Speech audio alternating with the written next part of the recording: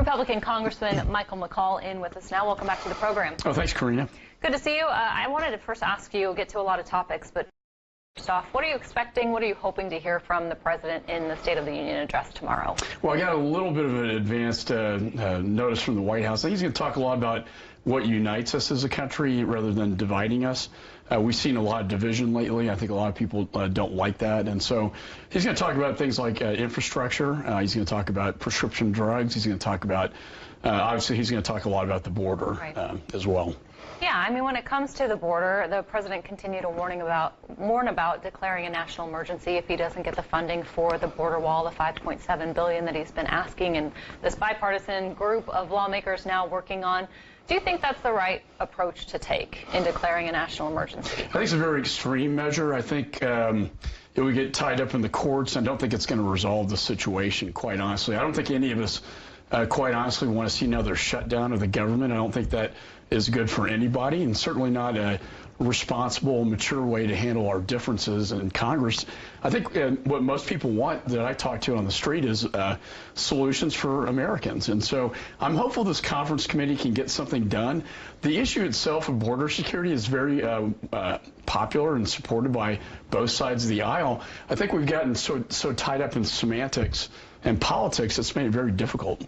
I mean, at the end of the day, do you see Democrats giving in to the $5.7 billion for the border wall? And because if not, Trump says he will, continue with another shutdown possibly. Well, this is where they're dug in. I think Pelosi and her new more left progressives are very anti-wall, and I think the president obviously has dug in about it. But, when you look at what is the wall itself, I think this is where we're getting too hung up. We voted on the Secure Fence Act my first term in Congress, 2006.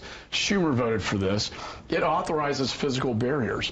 It also authorizes technology and personnel. And I think when you look at it from that, we're talking about negotiating 230 more miles of steel fencing, which a lot of that's already been put down on the border during the Obama administration. So I think this is very doable from a policy standpoint.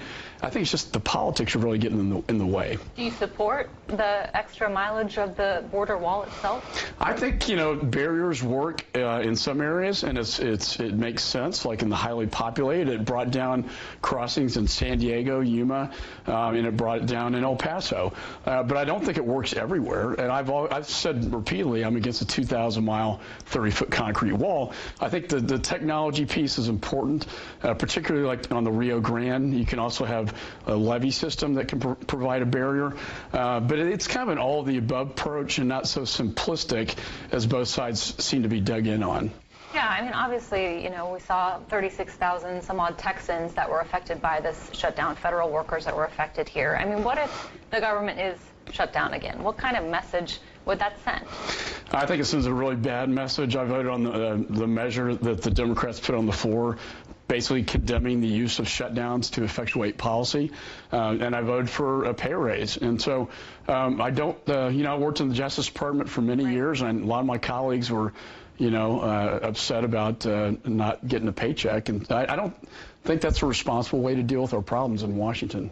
I do want to turn to another big issue, the unrest, the political unrest in Venezuela. I know as the ranking Republican on the House Foreign Affairs Committee, you guys are dealing with this issue now and looking into this, but the clashes there, the current Maduro government protests for him to resign.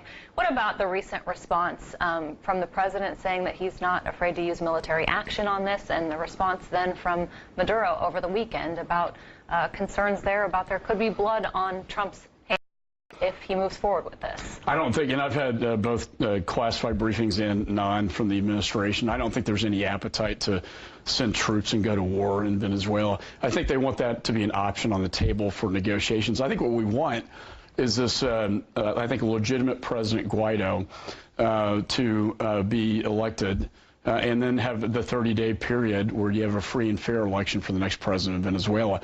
Maduro, like Chavez, his predecessor, has been a very oppressive socialist dictator, created one of the worst humanitarian crises in our Western Hemisphere and one of the worst refugee crises. You're seeing hundreds of thousands, and actually 3 million is the head count I got, coming out of Venezuela because the conditions are so bad in Venezuela.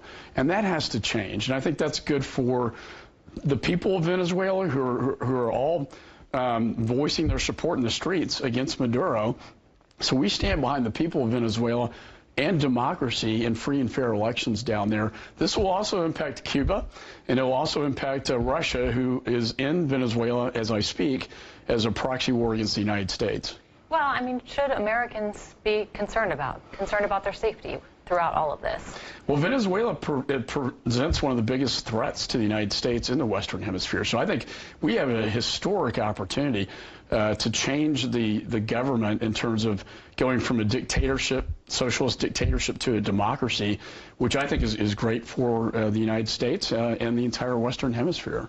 Lastly, I do want to ask you, while I have you here, you have announced you're running for re-election, turning to 2020 and putting 2019 aside for a second. But Democrats have also called on looking at three Central Texas congressional districts, GOP Republican congressional districts that they are targeting, yours being one of them. How concerned are you about this?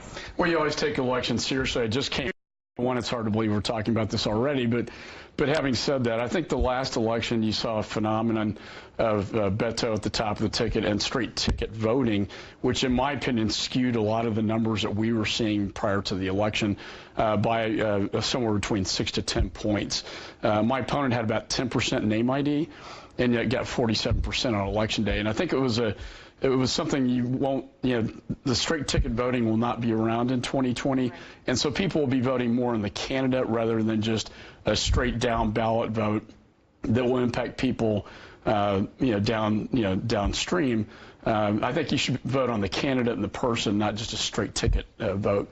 Well, we'll definitely be talking to you more about that as 2020 approaches. But thank you so much for being on the program. And congratulations on your engagement. Thank you so much.